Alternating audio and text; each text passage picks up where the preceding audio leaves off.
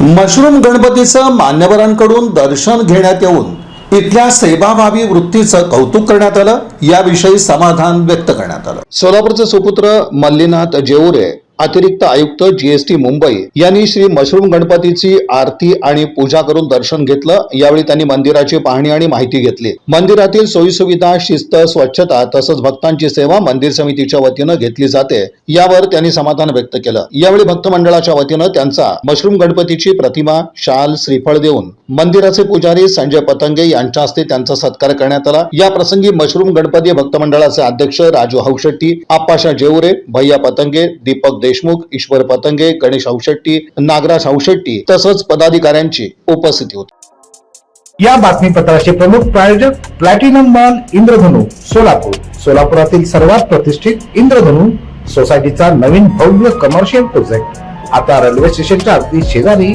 शहराच्या मध्यवर्ती ठिकाणी।